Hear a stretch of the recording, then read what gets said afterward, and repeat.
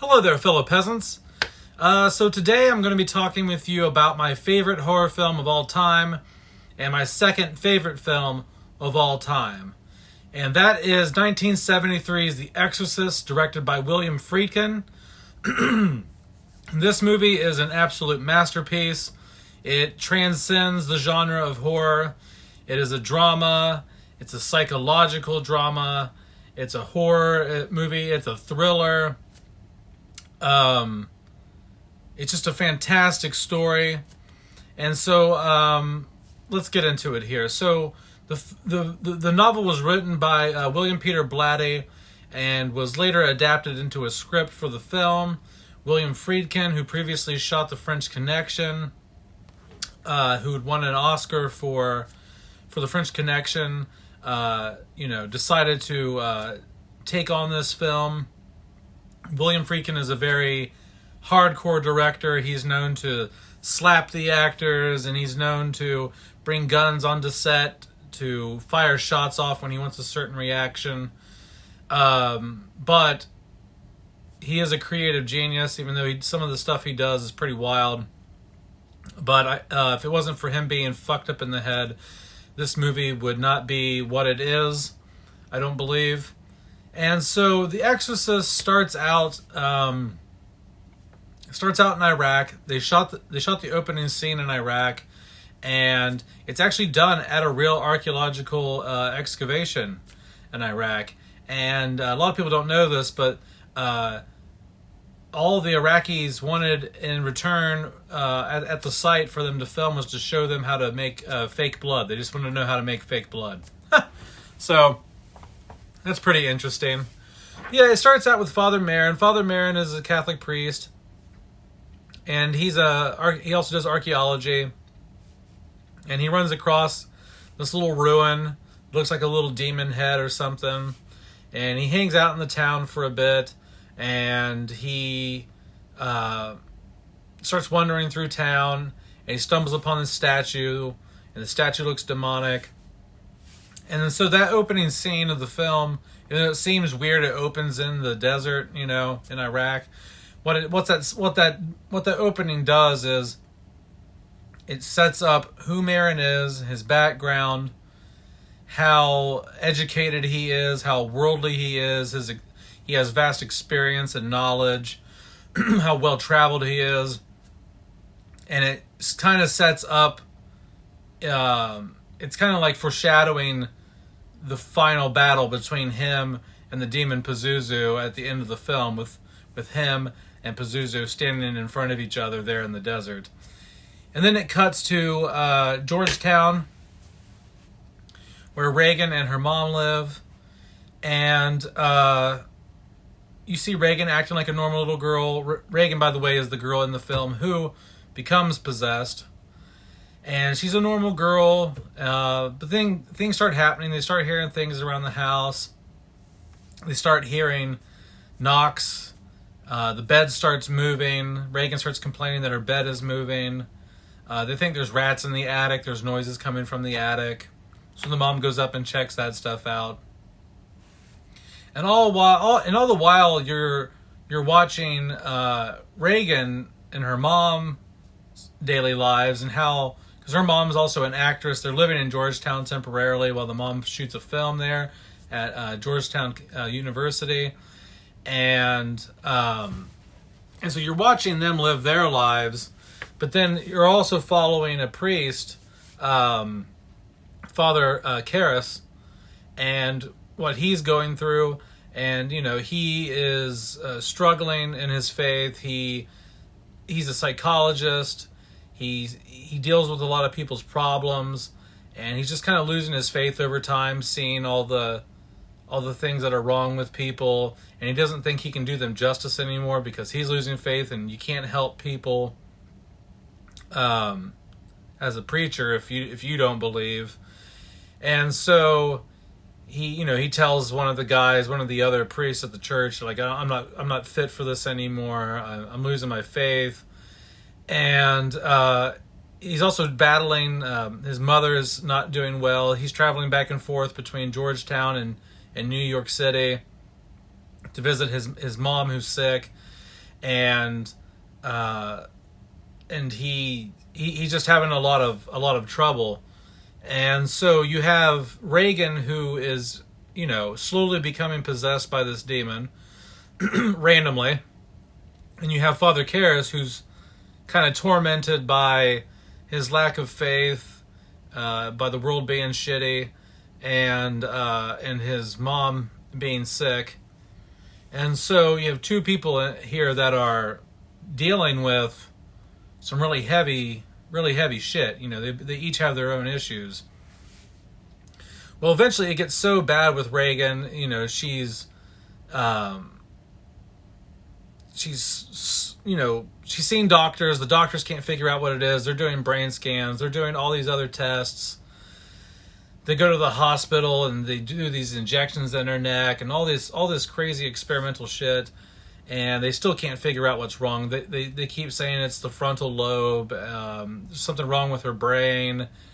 Eventually, it gets to where the stuff she's doing is so graphic that the mom and the doctors are just like, okay, well, we don't have any answers. We think that maybe, like one doctor recommends, he says, look, are you religious? And Ellen Burstyn's character says, no, my daughter's not either. And he said, well, maybe, have you ever heard of exorcism? And so he says sometimes the belief in possession can also lead to the belief in exorcism. So if you believe you can be possessed, then you can also believe that the exorcism will work. It's kind of like a what's it called? Like a placebo pill. They'll give someone a sugar pill and tell them that it's Tylenol, and their headache will go away. So that type of thing. And so, in her last-ditch effort, she decides, okay, well, let me go find this priest. Let me go find a priest.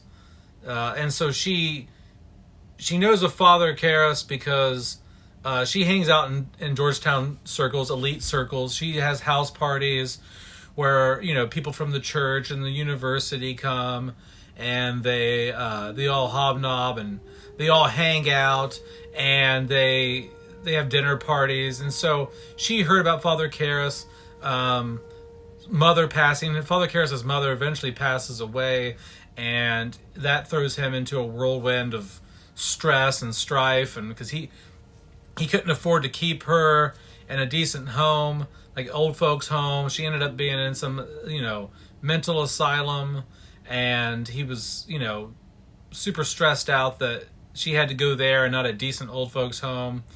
And his mom kind of really hated him towards the end of her life because of where she ended up being at. And so Chris McNeil, Reagan's mom, she ends up coming to Father Karras because, she knows other priests and has talked with them. And she asks him for an exorcism. And at first he's like, look, we don't really do this stuff anymore. Us Catholics, we keep this in the closet. We don't really, it's not a thing. We don't really do exorcisms. You might want to go back to the, 1700s and try to get it done. But he comes to the house. He takes a look at Reagan. He records her voices. She has multiple voices going on. All these different signs of things that all these different telltale signs of possession, things like having multiple voices, speaking in different languages, being able to have powers that you normally wouldn't. Like, she randomly, like, her hands are strapped to the bed at one point, and then her dresser drawer or her nightstand drawer opens up by itself, and Father Karras is like, do it again, and she's like, in time. So she has weird powers. She can move shit without, touching it. So, the demon's clearly doing things. And even at that point, he's like, I don't know if she's possessed or not. But eventually, he comes around to it. He decides he wants to do the exorcism. He goes to the church. They say, you're not really seasoned enough to do this. We need to get Father Marin in on this. And Father Marin, once again, is the guy at the beginning in Iraq. And so he gets called upon to come back to fight the demon with Father Karras. And in the middle of all this, there's a detective going around, and because Regan is not just... what she's doing isn't just affecting her family. The demon seems to be... Now, it's alluded to in the film that she's also desecrating the church and things like that. But she murders Chris McNeil, her mom's boyfriend. She throws him out the window, and he goes down the steps and breaks his neck, and his head's turned around, all the way around. And so there's a detective on the scene looking into this family, looking into Regan, wanting to know what the hell's going on.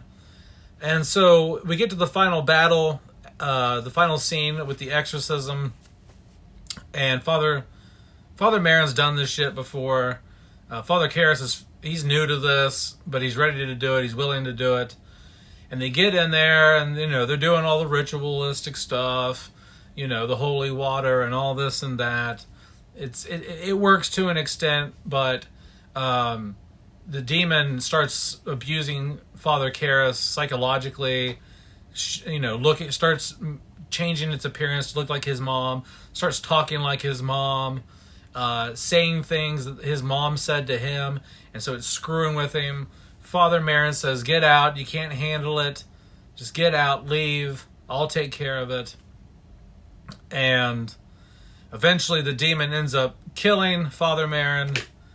I think she beats him to death or something. Father Karras comes back in the room, sees Father Marin dead on the floor, gets pissed, starts beating the shit out of the little bitch. And is like, what the fuck, starts beating the shit out of the demon, out of the girl, really. And he's choking her on the floor, and he goes, come into me, take me, goddamn you, take me. And the demon goes out of the little girl, it comes out of Regan, goes into Father Karras, and he realizes at that point, oh shit, and so what's he do? He jumps out the window,